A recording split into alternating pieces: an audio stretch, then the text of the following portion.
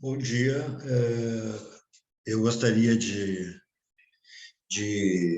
esclarecer, em primeiro lugar, que a falta na semana passada decorreu de um problema familiar com minha esposa, mas que tudo está ótimo, tudo bem, sem nenhum problema, e que vamos, então, retomando as nossas aulas e agradecendo a compreensão de vocês em relação àquele fato. Seja como for a nossa... Bom dia, Vitória. Seja como for o nosso compromisso, é basicamente estruturado, a partir de agora, na análise do processo civil internacional. Ora, por que nós estamos dando uma pausa na análise do direito internacional privado propriamente dito? Primeiro porque como nós já vimos, o direito internacional privado... Bom dia, Pedro. O direito internacional privado, de fato, ele é uma disciplina de direito que se aplica indiretamente, porque, na verdade, ela apenas tem como função a definição da lei aplicável numa realização de um ato conflituoso, interespacial e de natureza privada. Ora, pessoal, este contexto nos faz concordar com a premissa de que, então, o direito internacional privado, toda e qualquer oportunidade será empregado quando ele for necessário para indicar, dentre dois ou mais ordenamentos jurídicos, aquele que será efetivamente aplicado. Isto, como nós vimos, se faz através de dois elementos constantes na lei interna. Esta lei interna, que nós já nos referimos, é a denominada Lei de Introdução às Normas do Direito Brasileiro. E estas disposições da Lei de Introdução estão referenciadas nos artigos 7º até o artigo 11º. Então, esta parte do contexto da lei de introdução vai nos definir uma série de questões envolvendo o direito privado, certo? Cujo elemento de indicação à aplicação da lei está condicionado no chamado elemento de conexão. Nós vimos, por exemplo, que no artigo 7º, o elemento de conexão é o domicílio. E, assim sendo, este domicílio é o elemento que vai definir a lei aplicável.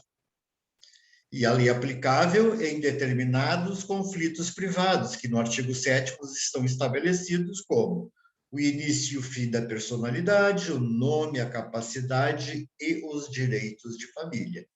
Ou seja, cada um daqueles dispositivos, aí, assim também o 8º, 9º, 10º, 11º, cada um deles vai estabelecer, então, um chamado elemento de conexão, ou seja, aquele termo que indica o direito aplicável, e um objeto de conexão, que é o objeto jurídico da matéria privada posta em litígio.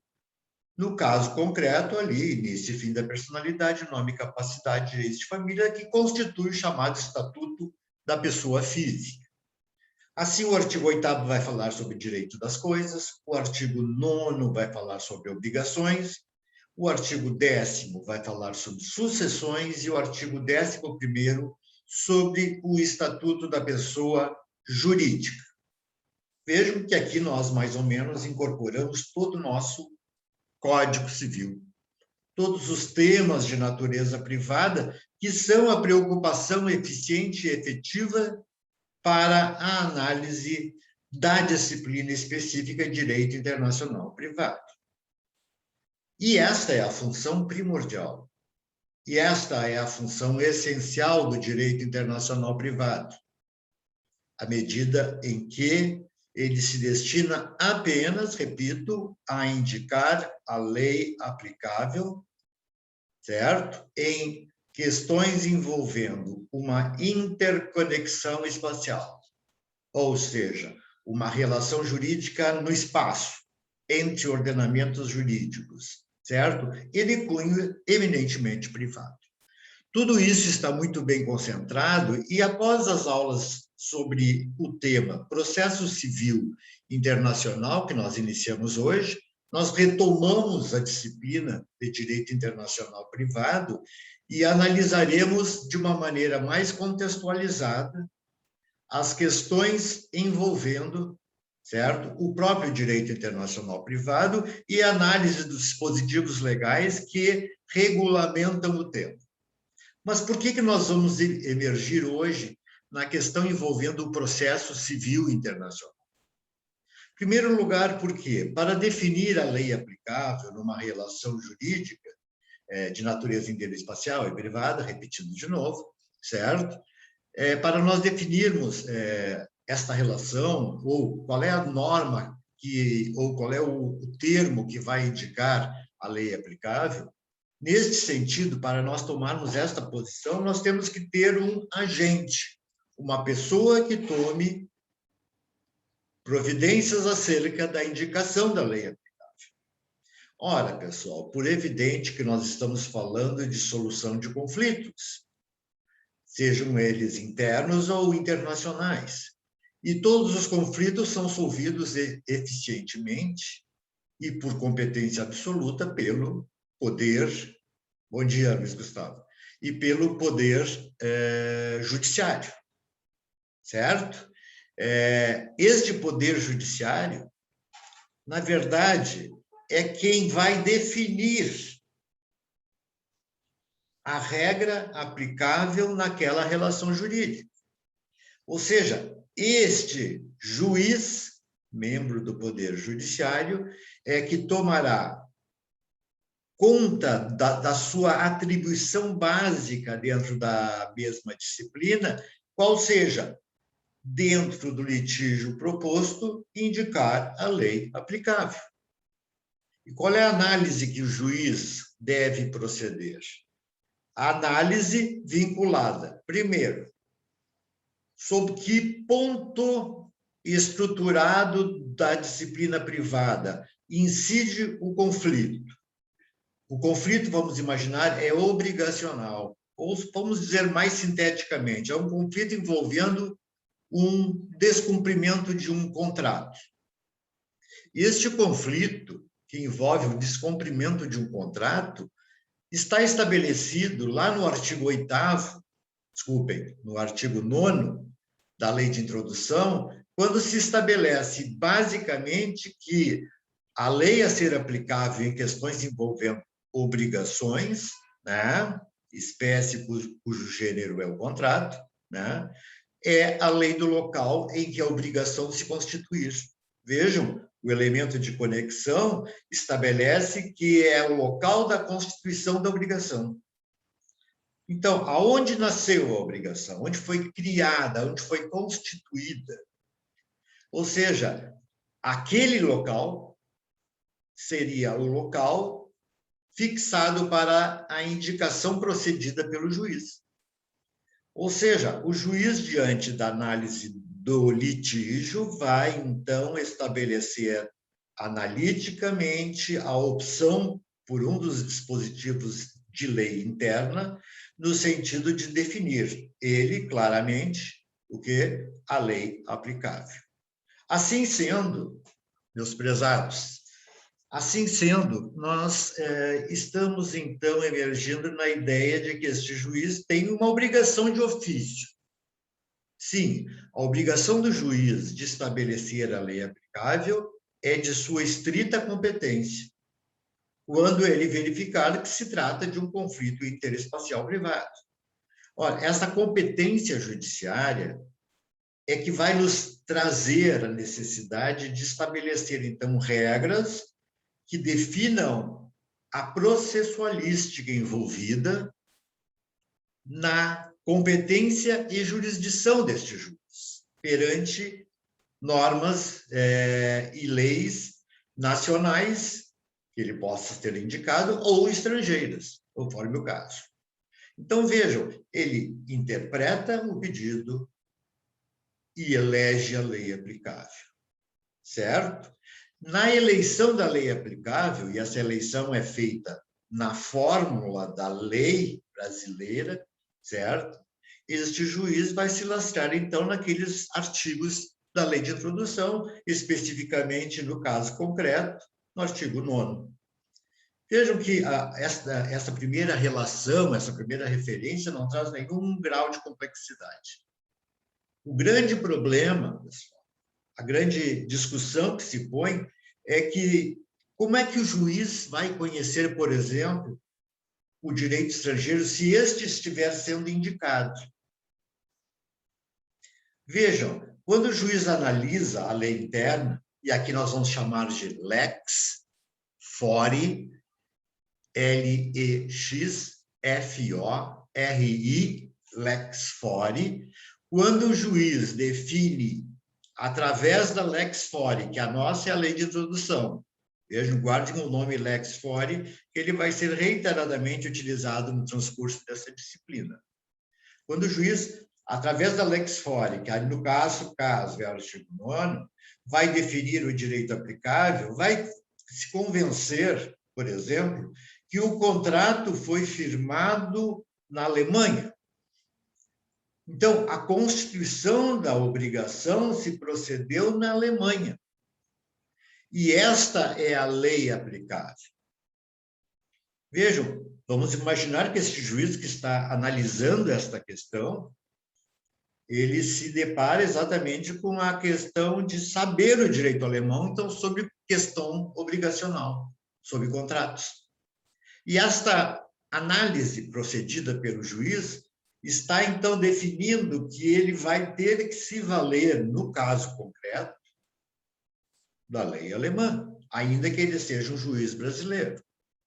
Primeira pergunta: pode um juiz nacional julgar de acordo com o direito estrangeiro?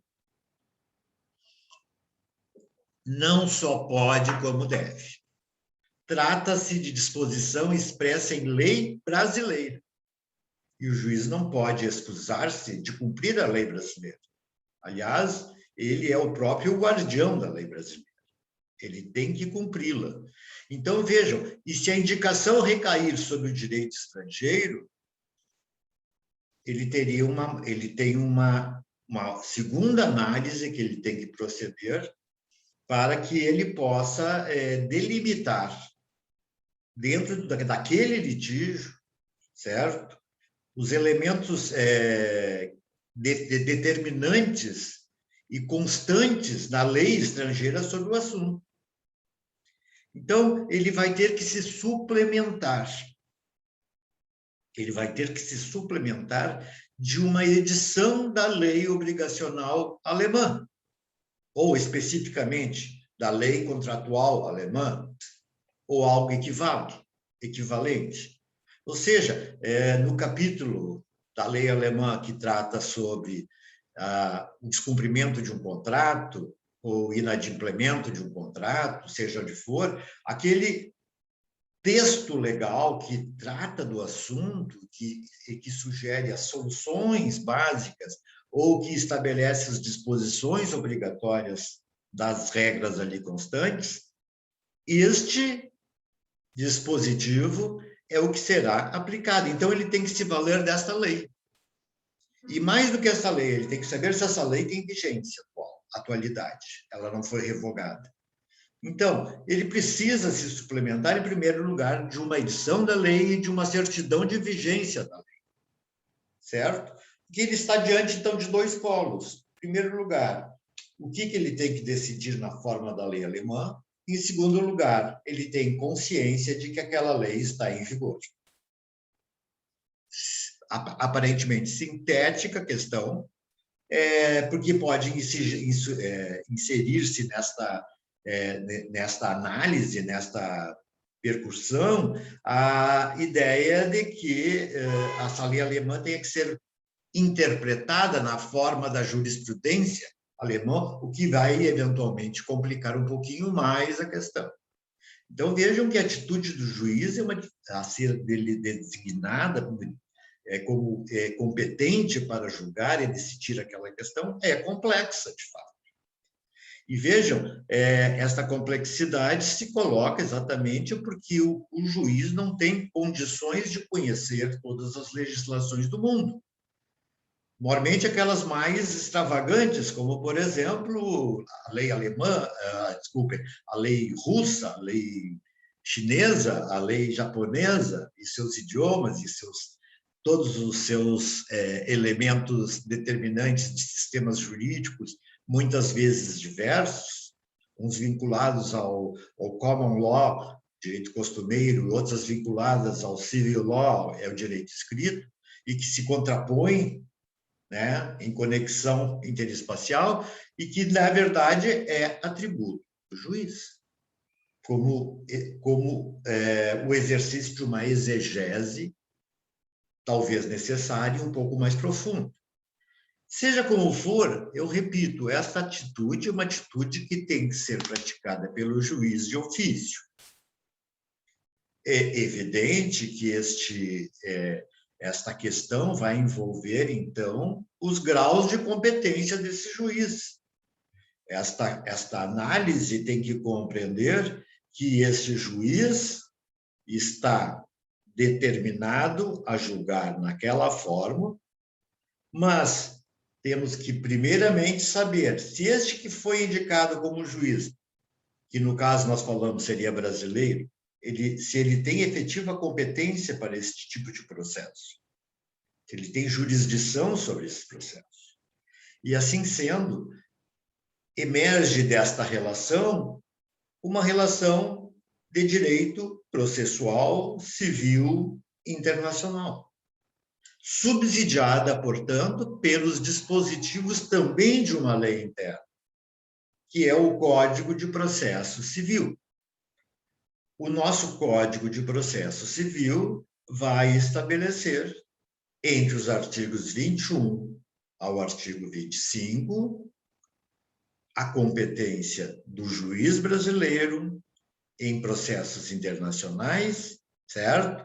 Seja ela concorrente ou relativa, seja ela exclusiva ou absoluta.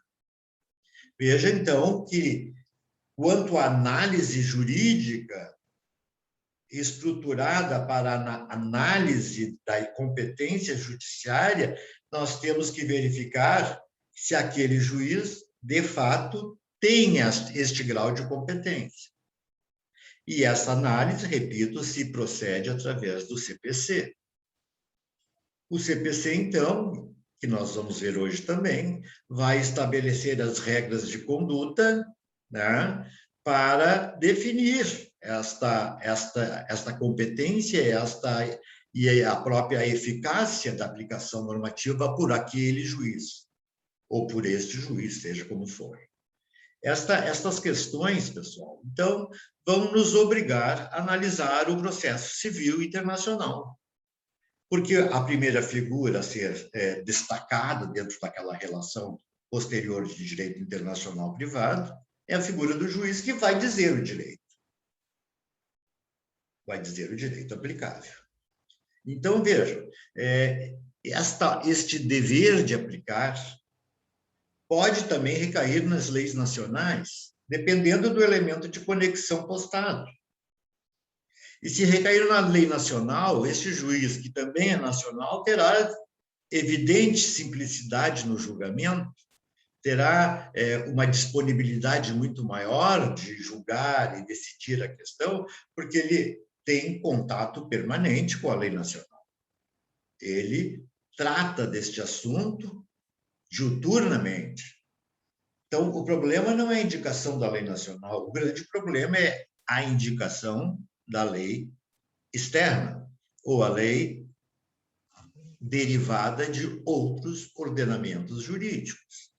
Então, dentro do contexto da obrigatoriedade de indicar o direito aplicável, e sendo este estrangeiro, a dificuldade estruturada, como nós acabamos de analisar, é a questão de análise contextualizada de todos os elementos daquela lei estrangeira.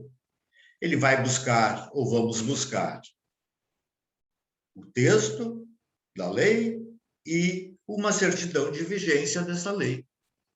Analisando posteriormente se nós temos alguma divergência jurisprudencial dentro do próprio sistema alemão, por exemplo.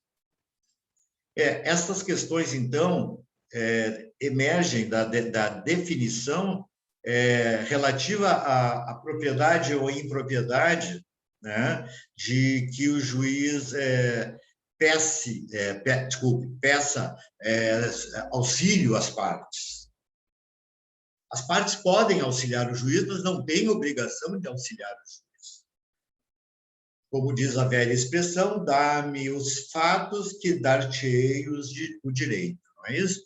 Ora, se você, como parte, relaciona a existência daquele conflito de natureza, como dizemos, por exemplo, contratual, nós temos que estabelecer a origem do contrato, os dispositivos que foram descumpridos, definir qual que foi o gravame determinado pelo inadimplemento e postular, né, quem sabe a rescisão contratual, o pagamento de uma indenização proporcional, etc., etc. e tal.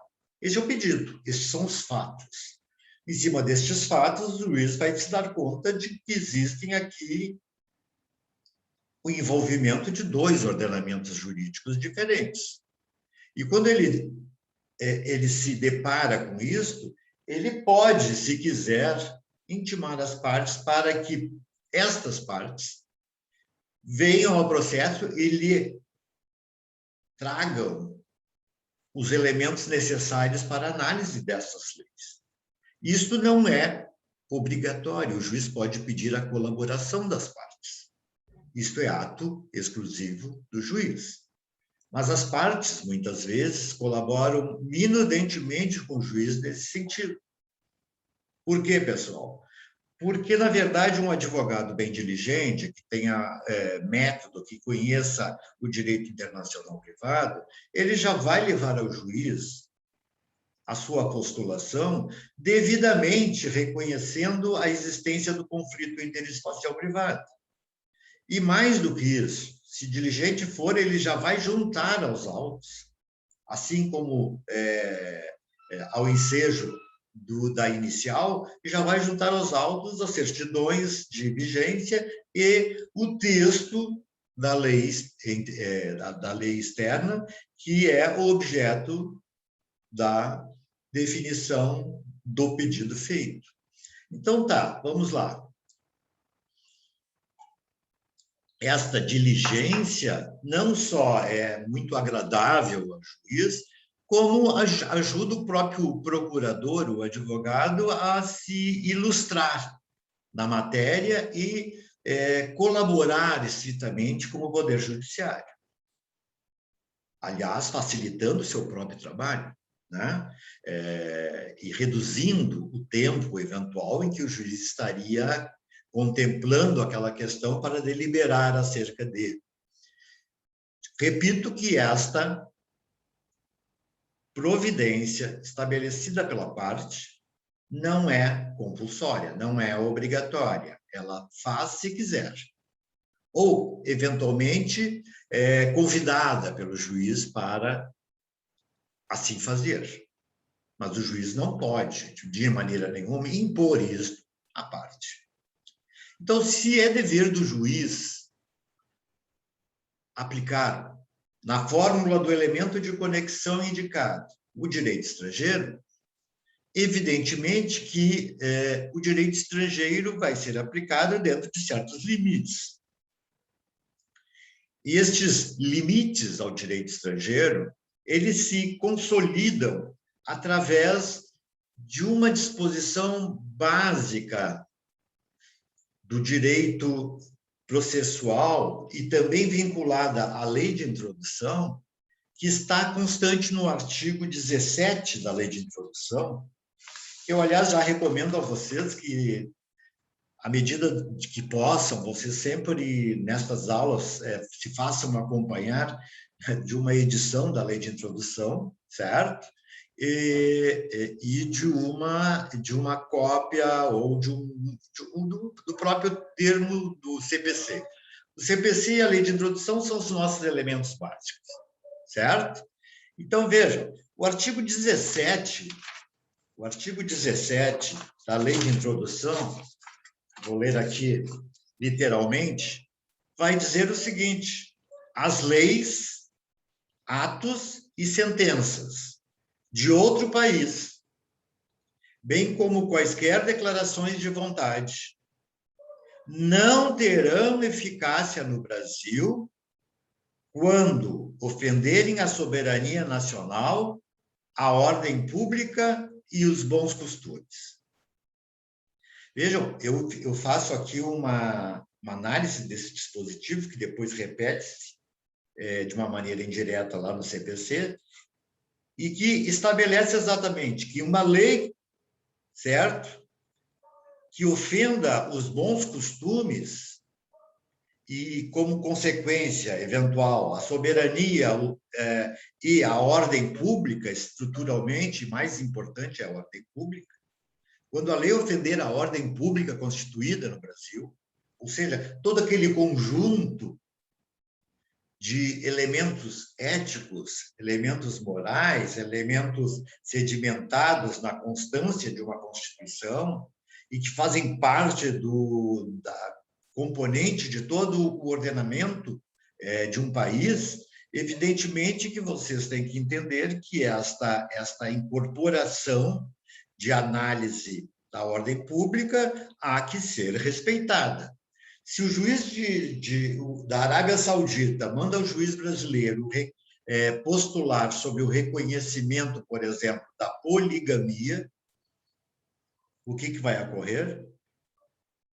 Vai pedir eficácia da decisão pessoal dele, reconhecendo o direito à poligamia. Evidentemente que o Brasil não pode aplicar essa regra. Concordam? E por que não pode aplicar? Porque nós desconhecemos legalmente a existência desta possibilidade. Em segundo lugar, porque se trata de um elemento estranho, um instituto não consolidado na lei brasileira. E até porque ele rompe o princípio dos bons costumes locais. Então, vejam, estas alusões a leis internacionais, a atos judiciais, a sentenças judiciais e quaisquer outros atos de manifestação da vontade, por exemplo, o testamento. Se estes chocarem-se diretamente com a ordem pública constituída no nosso país, e com isso, eventualmente, estruturando uma quebra do princípio de soberania nacional e da ordem pública, evidentemente que o juiz brasileiro não vai aplicar aquele dispositivo. E quando ele tiver este problema, a solução dada pelo próprio direito internacional privado é que ele julgue de acordo com a lei local, a chamada lex fori. Certo? O que ele estaria, então, justificando diante da impossibilidade formal de aplicação da lei indicada, que era estrangeira, porque ela se choca com esse dispositivo do artigo 17. Ok? Então, assim, nós estamos diante de um impedimento formal à opção feita pela lei internacional privada ao dizer que o direito estrangeiro seria aplicável, quando este direito estrangeiro, na verdade, está consolidando ou consignando uma regra contrária ao entendimento nacional e violador da ordem pública. Certo? Mas não seria uma simples divergência entre leis, né, professor? Não seria questão de divergência. Quando há divergência, inclusive, muito boa pergunta.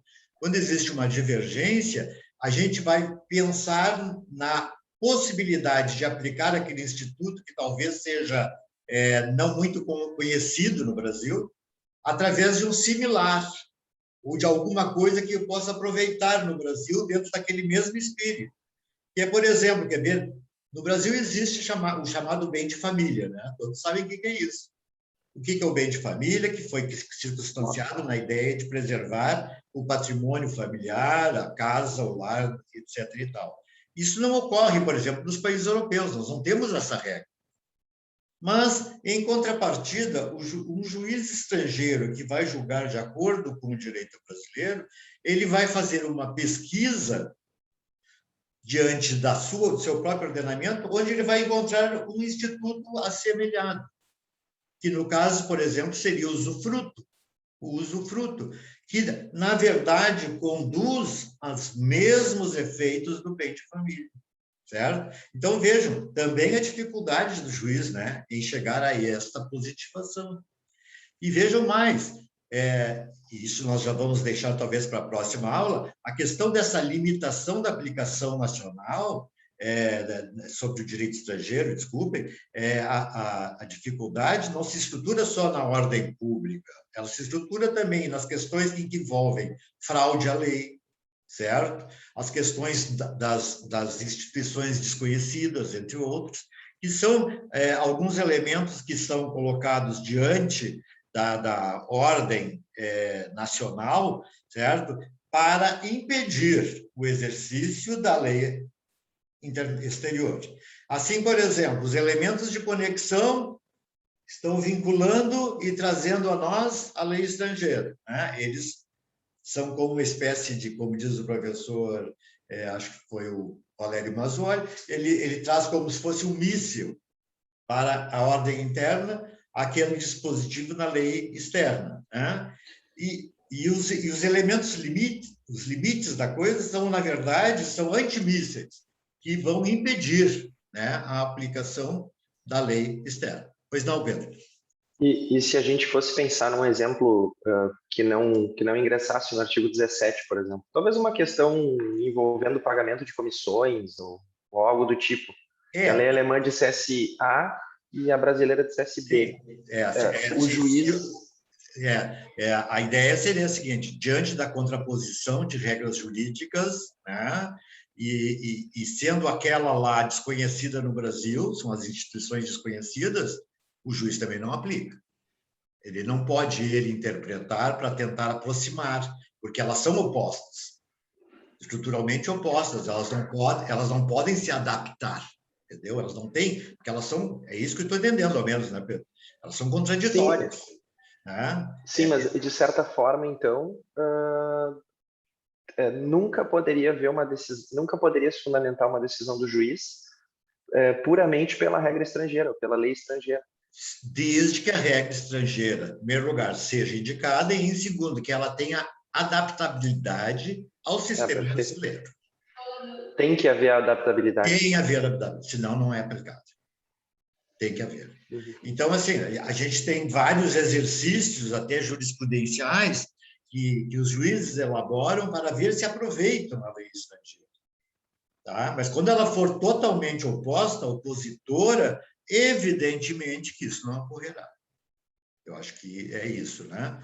Bom, nós, de qualquer forma, nós temos um tema que é bastante necessário para a nossa análise, que é a questão relativa, então. Bom, já que o juiz é a primeira figura da relação processual diante da questão da opção pela lei aplicável, né? Vamos estudar, então, tá, a questão vinculada, então, aos limites da jurisdição nacional. Porque nós estamos estudando direito internacional privado e processo civil internacional, mas brasileiros, todos os dois. E essas disposições estão colocadas nos artigos 21 a 25 do CPC, que eu faço questão de analisar junto com vocês. Até porque eles foram alterados na oportunidade em que o CPC foi modernizado em 2015, né? E eles foram ampliados.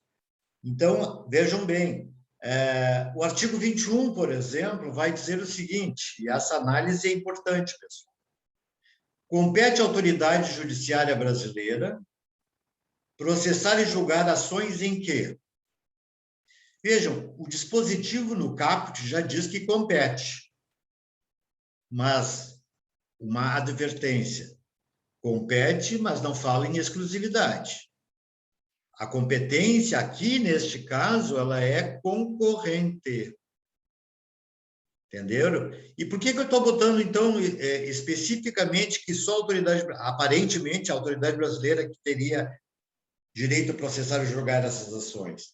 Porque os itens que vêm a seguir são aqueles que vão dar a especialidade da regra brasileira sobre a regra estrangeira. Por quê? Porque existem certos pressupostos determinados nesses três dispositivos que são pressupostos que vão consolidar a facilitação do próprio processo, a agilização do processo.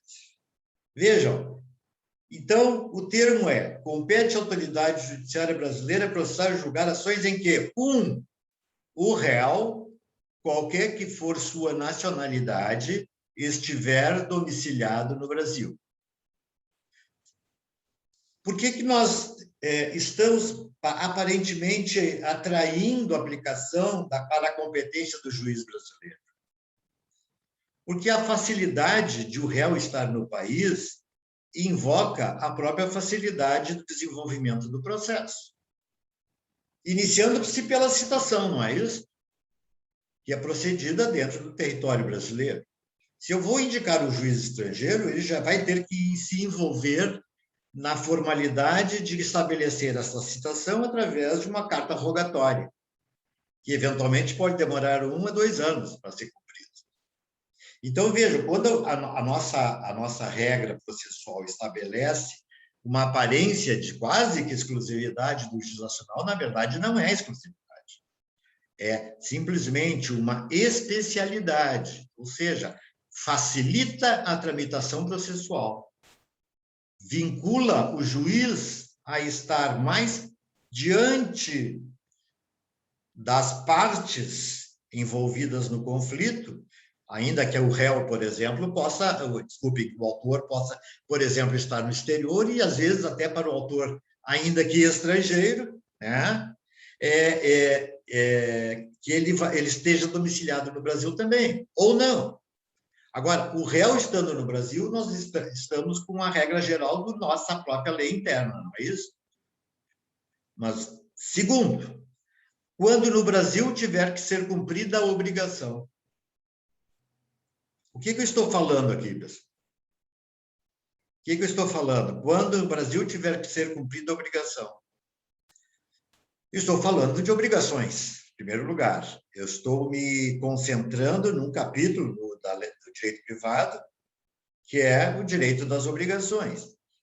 Quando eu tenho que cumprir uma obrigação no território brasileiro, isto vai atrair também, né? Vai atrair o quê? Vai atrair a competência do juiz brasileiro, embora essa competência, repito, seja concorrente. Se o juiz quiser interpor essa ação do estrangeiro, não há nenhuma oposição. Mas vejam, se a obrigação foi cumprida no Brasil, qual é a vantagem que nós temos? O que tu acha, Pedro? Qual é a vantagem que nós teremos quando a obrigação está aqui cumprida? Vamos imaginar, questões de prova, né? Hein? Até questões de prova, né? De testemunhas. Prova, excelente a questão. Toda a prova está aqui relacionada, todos os elementos estão aqui. Se eu fui contratado para ser representante comercial de uma empresa alemã no Brasil, eu aqui tenho os meus estabelecimentos, eu tenho aqui meus funcionários, eu tenho aqui o trabalho desenvolvido, eu tenho aqui a facilidade da obtenção da prova, né? Por isso, prefere o juiz nacional. Terceiro, quando o fundamento seja fato ocorrido ou ato praticado no Brasil. Fato ou ato praticados no Brasil. Qualquer ocorrência, seja por manifestação da vontade, como o ato é, ou não, como o fato eventualmente é, nós temos que saber que o fato ou ato, quando praticados no Brasil, também carregam para cá a condução da prova, a facilitação do processo, o vínculo, né, da facilitação do próprio prazo de transcurso de uma ação. Então, vejam, os três fundamentos aqui estabelecidos estão definindo a regra é que todas as ocorrências aqui determinam-se porque aqui no Brasil que elas ocorreram. O réu está no Brasil, a obrigação foi cumprida no Brasil, o ato foi praticado no Brasil. Então, assim, ó, por que eu vou levar isso ao juiz estrangeiro? Que vai ter, imagina na coleta de provas, a dificuldade de buscar provas no Brasil, ouvir testemunhas no Brasil, por exemplo, determinar a realização de uma perícia no Brasil. Este é um processo interminável, né, pessoal? Porque vai ir, vai e volta, cartas precatórias, cartas rogatórias, e nós vamos ficar realmente condicionados a uma eternidade dessas questões. Então, veja, quando se estabelece esta prioridade do artigo 21, ela já estava colacionada desde o tempo do antigo Código. Ela já era integrada no antigo Código. O parágrafo único desse dispositivo vai falar que, na forma do inciso 1º, está domiciliada no Brasil uma pessoa jurídica estrangeira que aqui tiver agência, filial ou sucursal. Claro que o domicílio, segundo a lei societária, segundo o direito empresarial propriamente dito, o domicílio é o elemento básico da empresa. E se ele está estruturado no Brasil, ele tem aqui um domicílio que não é a matriz, evidentemente, mas é uma subsidiária, uma filial, uma agência, alguém que responda pela empresa no Brasil. Então, vejam, esta empresa, ainda que estrangeira, ela encontra-se no Brasil, porque aqui está domiciliada através de uma das suas subsidiárias, e, portanto, a regra a ser aplicada é a regra que define o domicílio do Brasil. Tudo isso, repito, sob condição da estruturação de definição clara desses pressupostos. Então, em resumo, o artigo 21 indica os casos nos quais o Poder Judiciário brasileiro tem jurisdição para o processo. E a facilitação de colocação destes 3 termos é no sentido de que, havendo contestação quanto à jurisdição brasileira, nós tenhamos fundamento. Não, mas isso está consubstanciado na própria lei. O CPC não nega a existência de processos, veja bem, frente a órgãos jurisdicionais estrangeiros. Não há nenhum impedimento, ainda que envolvam as mesmas partes, o mesmo pedido e a mesma causa de pedido. Quando existem 2 processos tramitando ao mesmo tempo, qual é o primeiro argumento que se estabelece dentro desta eventual defesa? O que está ocorrendo? Litispendência. Litispendência. Ora, a litispendência, assim como a coisa julgada, pressupõe a homologação da decisão estrangeira, garantindo os efeitos daquela sentença no Brasil. Vamos estabelecer a regra. Em primeiro lugar, litispendência não é admissível em direito internacional. Mormente, no concurso de jurisdições. Não é admissível. Permite-se que tanto um juízo nacional quanto um juízo estrangeiro assim julguem. De qualquer forma, o que nós temos que ter consciência é que vai prevalecer qual das regras, a nacional ou a estrangeira? Vamos imaginar que são opostas, só para efeitos de raciocínio. Pelo comentário anterior, se forem opostas, valeria a brasileira. Por quê? Pela questão da adaptabilidade, pela contrariedade ao direito interno? Não. Aquilo ali é uma faculdade, não é uma obrigatoriedade, certo? O que nós vamos falar em termos objetivos de prevalência é o trânsito em julgado. A que primeiro transitar em julgado. Só que aqui eu tenho que fazer um esclarecimento a vocês. Trânsito em julgado, tá? Para os efeitos do direito internacional privado, certo? Vai ser determinado apenas em relação a sentenças estrangeiras, as decisões estrangeiras, apenas quando da sua homologação perante o STJ. Ele pode ter transitado em julgado na origem, o que, evidentemente, já teria ocorrido, vamos imaginar. Não obstante, este trânsito julgado não é o que se requer para o exercício da preferencialidade. Então, vejam, qual é o exercício para que a sentença estrangeira seja admissível? Que ela seja homologada. A homologação dá a ela o trânsito julgado exigido. E, portanto, ela só vai ser, ou seja, a sentença estrangeira só será eficaz no momento em que for homologada, porque aí transitou em julgado e pode combater eventual ação nacional ou brasileira que esteja em tramitação ainda. Né? Agora, é claro que se a decisão brasileira for anterior, ela vai transitar em julgado logo e ela já pode ser executada. Né? Então, isso afasta já, pela coisa julgada, a sentença estrangeira. E aí, neste caso, ela nem chegará a ser homologada. Bom, estes dispositivos sobre esta questão estão previstos nos artigos 960 a 965 do CPC, certo? Muito bem. Então, nós vimos o artigo 21, que é uma questão de competência por especialidade, não por obrigação, mas que facilita o trânsito processual. O artigo 22 é inovador no novo código. O artigo 22, ele, na verdade, complementa o artigo 21, porque diz o seguinte: compete ainda à autoridade judiciária brasileira processar e julgar as ações, 2 pontos. Vejam que foi uma incorporação ao 21.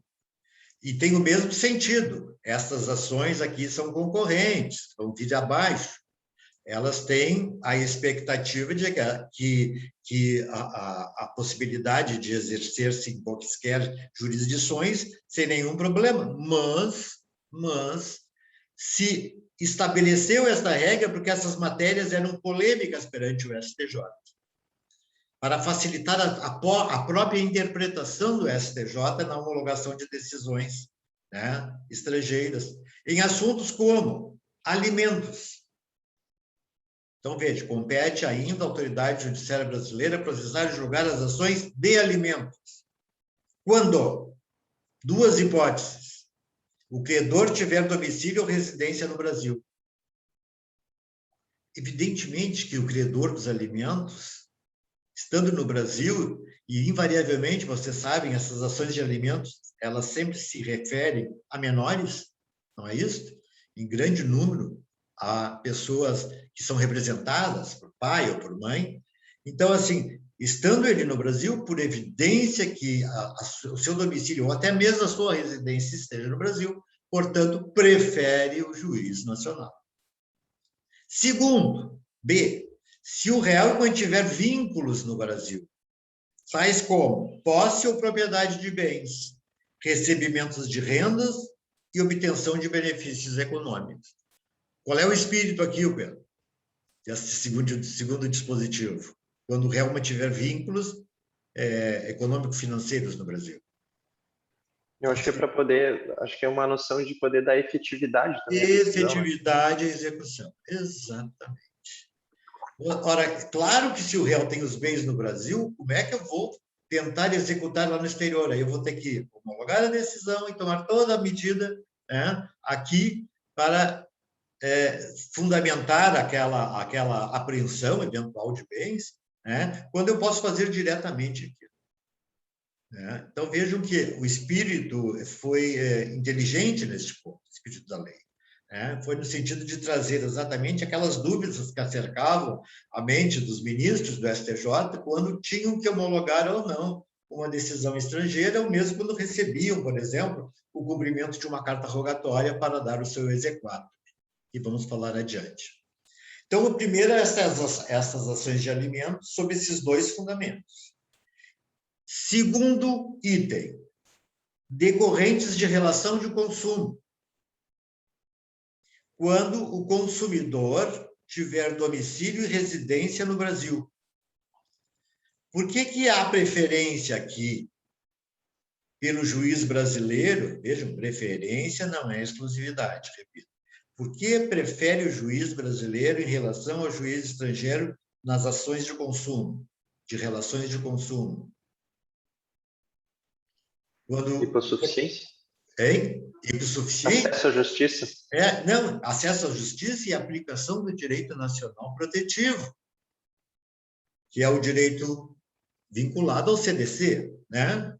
Ou seja, com isso se trouxe à luz a ideia de manter a aplicação efetiva do CDC, até mesmo em relação à aquisição de produtos por esse consumidor no estrangeiro.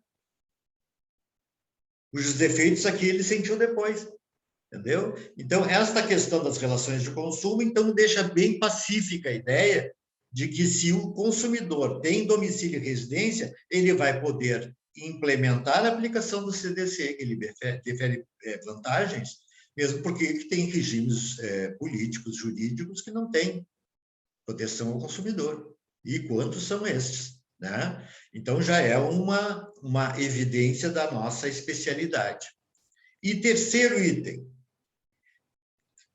quando as partes, expressa ou tacitamente, se submetem à jurisdição nacional. Isso chama-se de eleição do foro, né? As partes, de forma expressa ou tácita, estão se submetendo ao juízo brasileiro. Comentando este assunto todo, nós vamos falar que o artigo 22, então, complementa o rol do artigo 21, não é isso? E essas novas disposições sobre alimentos, sobre direito do consumidor, fixam novas competências do juiz brasileiro que não eram contempladas no antigo CPC. Não estavam contempladas especificamente assim, não. O inciso terceiro, este último que nós lemos, reconhece a jurisdição brasileira quando as partes assim se submeterem. Uma verdadeira cláusula de eleição do foro. Ou seja, se as partes se submeteram à jurisdição brasileira de maneira volitiva, eles não podem depois tentar abreviar ou alterar essa disposição, que eventualmente, por exemplo, foi feita no contrato, em que eles se submetem à eleição do foro. Se a parte adversa, por exemplo, que é estrangeira, quiser mudar essa disposição, ele vai se chocar com essa disposição. Eles já escolheram o foro. Uma coisa que não havia antigamente, entendeu? A eleição do foro não era viável. Hoje é viável, evidentemente que só nos casos de competência concorrente. Concorda? Muito bem. Então, o que nós temos aqui é que o 21 e o 22 estabelecem, essa é a regra básica e fundamental, certo? Que são determinantes de concorrência, mas que dão uma espécie de autorização especial para que a justiça brasileira seja contemplada com este tipo de ação. O artigo 23. O artigo 23, na verdade, vai estabelecer exatamente o que é a competência exclusiva do juiz brasileiro. Olha o que diz: compete à autoridade judiciária brasileira com exclusão de qualquer outra. Aqui estou sendo expresso. Eu não admito outra jurisdição. Só o juiz brasileiro pode julgar. E aí nós vamos estabelecer a casuística. Em que casos o juiz brasileiro tem competência exclusiva? Primeiro, nas ações relativas a imóveis situados no Brasil. Por que será que o juiz tem competência exclusiva sobre ações envolvendo imóveis no Brasil? Em primeiro lugar, porque os imóveis situados no Brasil não podem ser alterados quanto à sua posição, à sua situação. Né? Então, é o princípio vago da territorialidade. E segundo, porque estes imóveis estão vinculados à aplicação de todas as regras nacionais sobre o assunto. As leis sobre impostos, né? As leis sobre as taxas, as posturas municipais, uma série de regras que estão estritamente vinculadas ao exercício da jurisdição brasileira. Vejam, então, que a ideia de situação do bem no Brasil, seja de bens imóveis, como depois veremos, eventualmente, bens móveis, se aqui permanecerem, né, óbvio, né, são todas determinantes de competência exclusiva.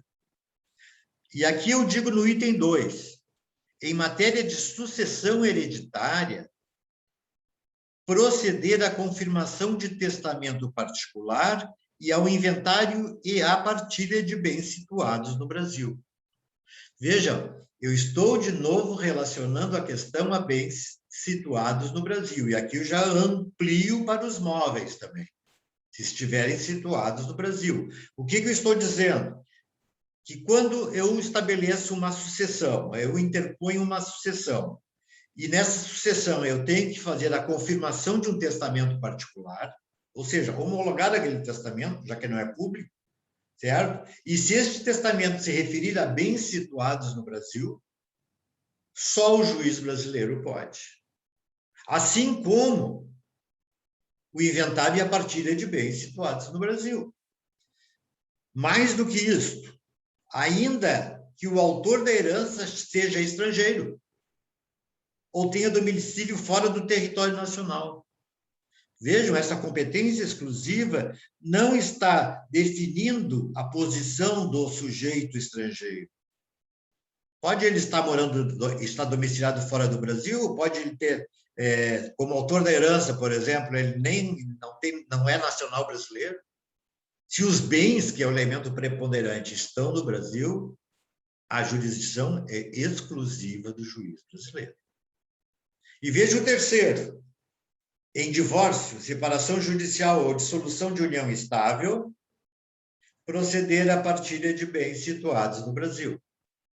Poderia resumir isso em um dispositivo só, né? Mas por que nós fizemos uma espécie de descrição minudente de cada um desses processos? Porque era onde incidiam os problemas, né? Veja, divórcio, separação judicial ou dissolução. Mas o que eu quero ali, fundamentalmente também, é a questão relativa à partilha dos bens entre o casal. Né? Então, a partilha de bens, e estes bens estão no Brasil, isto vai atrair definitivamente a possibilidade exclusiva do juiz brasileiro julgar.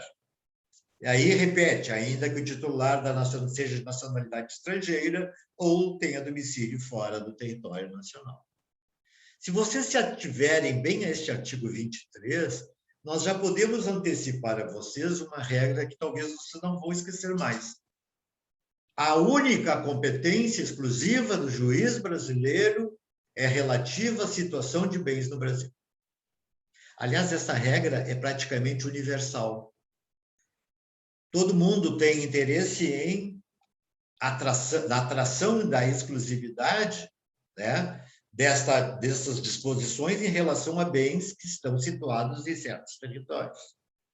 Então, assim, se alguém venha a falecer deixando um patrimônio imobiliário na Holanda ou no Brasil, alguns no Brasil, outros na Holanda, e aí? Infelizmente, nós vamos ter que abrir um inventário no Brasil e outro na Holanda. Porque se nós julgarmos o processo holandês, nós estaremos incidindo em ato de incompetência. Eu não conseguirei depois homologar lá. Entenderam? Então, vejam. E outra questão importante, pessoal. Isto aqui define a ideia de que tudo que remanesce como ações privadas são concorrentes. Todas as demais são concorrentes, isso é fácil de guardar, né? Se só neste caso, artigo 23, nós temos a exclusividade da jurisdição do juiz, evidentemente que o resto é remanescente e, portanto, é concorrente. Um pequeno comentário que eu estou fazendo são os casos em que o direito brasileiro é competente com caráter exclusivo para processar e julgar as causas apontadas. Essas decisões estrangeiras, entre as mesmas partes, a mesma causa de pedir e o mesmo pedido, não é idônea para ser homologada. Artigo 964, caput do CPC, não produzindo qualquer efeito no território brasileiro. Se um juiz francês julgou a partilha de bens de um bem situado no Brasil e outros na França, e quando se trouxer este processo, esta decisão francesa para o Brasil homologar o imóvel que está no Brasil, o STJ não homologará, porque ele vai ter que ingressar com uma nova ação aqui, porque aquele juiz era incompetente. Certo? Aliás, a respeito deste assunto, só deixa eu confirmar aqui, depois a gente vai voltar um pouquinho. O dispositivo, então, inova diante do CPC de 73, tá? Incluindo, agora, a confirmação de testamento particular sobre bens situados no Brasil, que não tinha antes. E o inciso 3º inova ao reservar ao juiz brasileiro a exclusividade sobre resolução de divórcio, separação e dissolução de união estável relativamente à partilha de bens situados no Brasil. Vejam que, quando se fala em homologação, e isso eu vou antecipar um pouco para vocês, para a gente não ficar também muito preso a formalidades estruturais, quando se fala em homologação, é a lei de introdução que vai incorporar, embora o Código de Processo também incorpore, mas a lei de introdução já fala quais os requisitos para que se homologue uma decisão no Brasil. Em primeiro lugar, artigo 15. Será executada no Brasil a sentença proferida no estrangeiro que reúne os seguintes requisitos. Letra A. Haver sido proferida por juiz competente. Vejam o caso que eu apontei a vocês, o juiz era incompetente. B. Terem sido as partes citadas e haver-se legalmente verificado a revelia. Duas questões importantes. Ou seja, as partes foram devidamente citadas, certo? Já está transcrito lá nos autos do processo lá no exterior, e as partes, se não compareceram, foi efetivamente decretada a revelia. Isso tem que constar na sentença.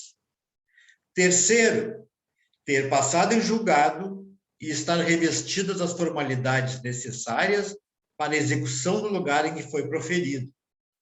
Ou seja, a decisão estrangeira deve transitar em julgado lá no estrangeiro. E lá ela teria a possibilidade já de ser executada, ok?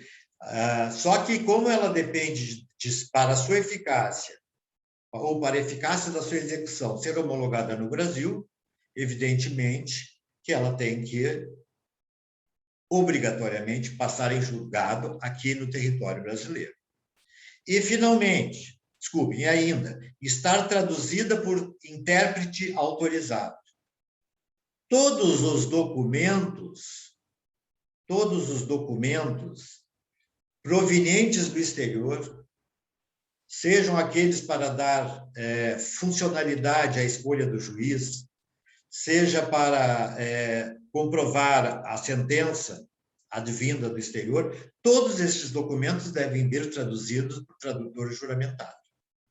Ou seja, aquele que dá fé pública e autentica como texto legal, em todos os seus termos. Por isso, tradutor juramentado. A letra E, e esta lei de introdução ainda é pouco específica em relação às alterações que foram feitas, né, diz o seguinte: ter sido homologada pelo Supremo Tribunal Federal. Era a competência do Supremo, hoje é do Superior Tribunal de Justiça, certo? Então, vejam, estes requisitos são os únicos requisitos que devem ser analisados. O que corresponde, pessoal, a ideia de que esses requisitos só terão que antecedentemente serem analisados quanto aquilo que já falamos no início da aula: a ordem pública, os bons costumes e a soberania nacional. Se não afrontarem estes 3 primeiros requisitos, que são preliminares, nós passaremos para a análise do artigo 15, que, se estiver completo, vai definir a chamada homologação da decisão estrangeira. Ok? Então, esta é a circunstância que eu queria trazer a vocês já antecipadamente, para que vocês saibam que são condições para a homologação. São condições para que os fatos sejam incorporados na forma como são delimitados. Vamos para o artigo 24. O artigo 24 diz taxativamente agora, a ação proposta perante tribunal estrangeiro não induz litispendência. Isso nós já tínhamos dito, né? Nem obsta que a autoridade judiciária brasileira conheça da mesma causa e das que lhe são conexas, ressalvadas as disposições em contrário de tratados internacionais e acordos bilaterais em vigor no Brasil. Ou seja, uma redação bastante consistente de que não há litispendência, que, independentemente de estar correndo aquele processo lá, aqui pode correr idêntico o processo, certo? E a única exceção a esta regra é no sentido de que haja a possibilidade eventual da litispendência em um tratado internacional ou num acordo bilateral feito pelo Brasil. Eu posso já antecipar a vocês que não tem nenhum, certo? Até porque isso estaria causando um transtorno legal dentro do dispositivo que tem que ser superior, entendeu? Então, esses tratados internacionais e acordos bilaterais permitem que o Brasil, eventualmente, admita a litispendência, certo? Mas não é este o fundamento dos princípios de cooperação internacional também. Parágrafo único, diz o seguinte, a pendência de causa perante a jurisdição brasileira não impede a homologação de sentença judicial estrangeira, quando exigida para produzir efeitos no Brasil. Isso aqui foi uma questão de concurso público. Exatamente essa redação. Isso está correto ou está incorreto? Claro, é o parágrafo único do 24. Ou seja, pode haver uma causa no Brasil que está em tramitação, ela não transitou em julgado, está em tramitação, ó, perante a pendência de uma causa. Isso não vai impedir a homologação da sentença, até porque o objetivo dela é exatamente se antecipar, né, a um eventual trânsito em julgado daquela. Deu para entender aqui o 24? Acho que está bem claro, né? O comentário que se faria é no sentido de que a disciplina regula a concomitância de demandas idênticas no judiciário brasileiro e estrangeiro. A única alteração refere-se à aplicação de tratados e acordos bilaterais. Essa é uma regra. O parágrafo único confirma as regras da homologação da sentença estrangeira, a despeito de seu similar nacional. O direito brasileiro admite a concorrência de jurisdições, e isso está previsto nos artigos 21 e 22 anteriores, e exclui sua incidência na hipótese do 23. Por que nós não podemos falar em concorrência de jurisdição no artigo 23? Porque ali a competência é exclusiva. Né? 21, 22, que é concorrente, e 23, que é exclusivo. Vamos para o 25. 25. O 25 criou uma disposição bastante estranha na sede da legislação brasileira, porque ela, pela primeira vez na história, diz que não compete ao juiz brasileiro. Ou seja, ela exclui o juiz brasileiro de competência.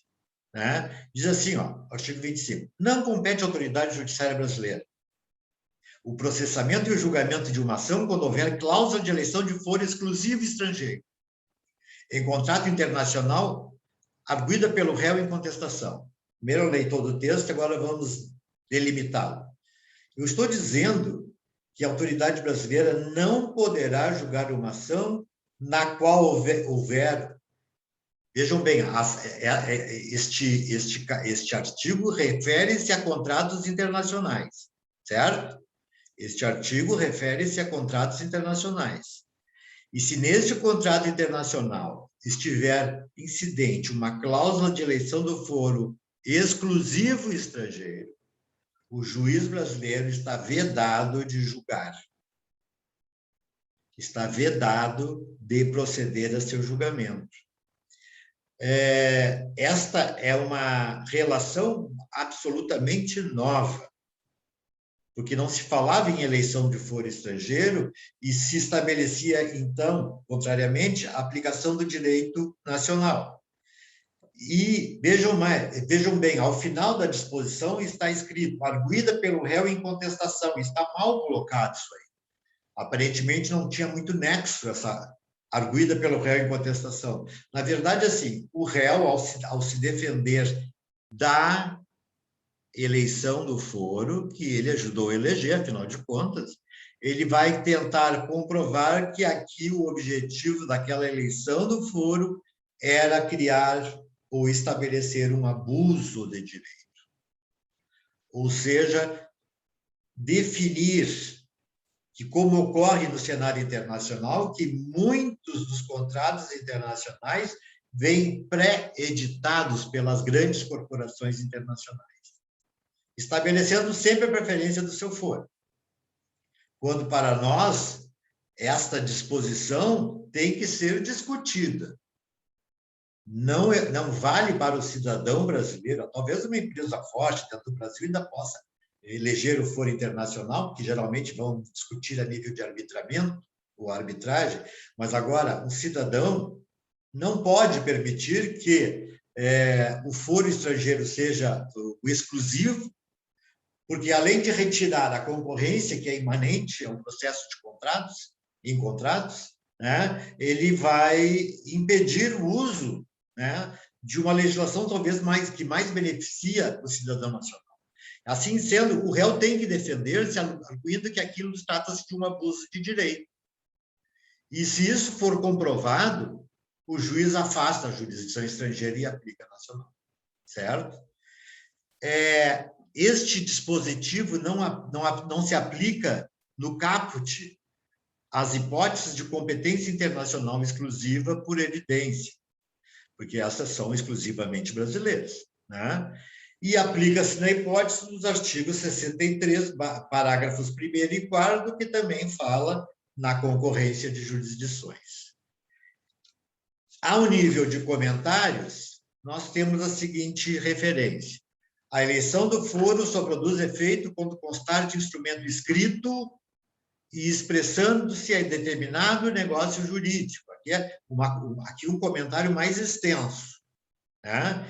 O foro contratual obriga, vejam bem, herdeiros e sucessores das partes. Antes da citação, pode a cláusula de eleição do foro tornar-se ineficaz de ofício pelo juiz, caso seja abusiva, quando os autos serão remetidos ao juízo do foro de domicílio do réu. Exatamente o que falávamos. Cabe ao réu citado alegar a abusividade da cláusula de eleição do foro na contestação, sob pena de preclusão. Senão o juiz não julga. Tem que provar e o juiz vai julgar isso também, certo? Então, o que nós temos aqui a nível de... Tá, é isso aí. Então, esse dispositivo encerra a aplicabilidade dos dispositivos processuais acerca da jurisdição do juiz brasileiro. Eu rapidamente vou contar a vocês um comentário sobre um caso que foi meu, que era um representante comercial brasileiro que negociou com uma empresa alemã a formalização de um contrato de representação de produtos, que eram pisos cerâmicos, se não me engano, com praça de exclusividade de todo o território nacional. E aí? Lá naquele contrato constava, primeiro, cláusula de eleição do foro estrangeiro, alemão. E outra, submissão ao juiz estrangeiro, exclusiva. Pessoal, vejam, quando o cliente chega a esta evidência, condenando a prática tomada pela própria empresa estrangeira, que, na verdade, rescindiu o contrato porque queria se colocar no Brasil na posição dele, ou seja, rescindiu o contrato imotivadamente, deixando em aberto vários compromissos prévios que ele já tinha cumprido, sem aviso prévio, sem notificação premonitória, sem coisa nenhuma, evidentemente que ele se apavorou. Se eu for discutir isso na Alemanha, eu vou perder essa ação. E outra, a dificuldade de carrear-se as provas todas para a Alemanha. Você teria que ter uma espécie de paciência de Jó para poder admitir um processo que ia ser muito longo e cujo resultado quase que já era esperado. Então, o que se conseguiu alterar foi o fato de que, segundo a lei de introdução às normas do direito brasileiro, em matéria obrigacional, certo? Estabelece a regra do local da Constituição, corretíssimo, corretíssimo, certo? Então, estariam certa a jurisdição alemã, porque lá o cliente fechou o contrato. Ocorre que o parágrafo 1º desse dispositivo diz o quê, Pedro? Tem ele aí, ô Pedro? Pode ir o parágrafo. Sim. Destinando-se a obrigação a ser executada no Brasil e dependendo de forma essencial, será esta observada, admitidas as peculiaridades da lei estrangeira quanto aos requisitos extrínsecos do ato. Tu viu só que nós transferimos a titularidade daquela eleição de foro para o foro brasileiro, porque aqui está sendo executada a obrigação? Então, e com isto, nós abrimos um precedente para eles. Claro que eles contestaram, era eleição, em geral, em todos os países europeus, a eleição de foro é permitidíssima, não tem nenhum problema, e se vincula a ideia de que aquilo foi uma manifestação de vontade da outra parte também, que na verdade não é, eles te dão um contrato, é um contrato de adesão, assina o contrato e pronto. E na hora de pegar uma atividade, um encargo tão interessante e valioso, representante, aquilo tudo valeria a pena, ele assinou e isso foi desconstituído no território brasileiro e se trouxe a jurisdição do processo e encaminhou-se a ação de indenização e de rescisão de contrato aqui no foro brasileiro e aqui foi julgado e aqui foi ganha ação, apesar de todas as impugnações relativas à inaplicabilidade da eleição do foro escolhido. Hoje, vocês vejam, isso foi antes dessa nova lei. Hoje, se houve a eleição do foro estrangeiro, o juiz brasileiro não pode julgar. Mudou isso, tá? Mas vejam bem, nós temos ainda uma oportunidade, que é aquela de demonstrar que aquela cláusula realmente foi abusiva. Basta fazer um elemento comparativo entre a Lei Nacional de Representação Comercial, que garante 1/3 de todas as comissões por todo o período de contrato, lei nacional, e a estrangeira que não defere absolutamente nada em relação à invocação deste pedido indenizatório. Então, vocês vejam que nós temos que também fazer esses exercícios como procuradores das partes e muito mais como juízes, que nós vamos ter que incorporar todo este elenco de questões. Esta medida, esta aula, na verdade, está um pouco atrasada, que seria da semana passada, né? De qualquer forma, nós vamos concluir estes termos e vamos entrar já na próxima aula no assunto sobre cooperação jurídica internacional, onde estudaremos a questão do auxílio direto, das cartas rogatórias e da própria homologação de sentenças estrangeiras. E com isso nós vamos adiante, levando um fecho dentro do assunto do processo e voltamos de novo para exercícios básicos vinculados à competência e depois também sobre a lei aplicável. É isso aí, pessoal. Eu agradeço a participação de todos. Pedro, muito obrigado pela participação. Os demais não apareceram aqui, eu fico imaginando se teriam perguntas, se gostariam de fazer alguma pergunta. Vamos ver aí, Bruna, Luiz Gustavo, Marco. Não? Não saiu já. Então, tá bom, pessoal. Foi um prazer revê-los, revisitá-los. Nós temos aqui umas aulas presenciais. Eu vou deixar uma lista para vocês.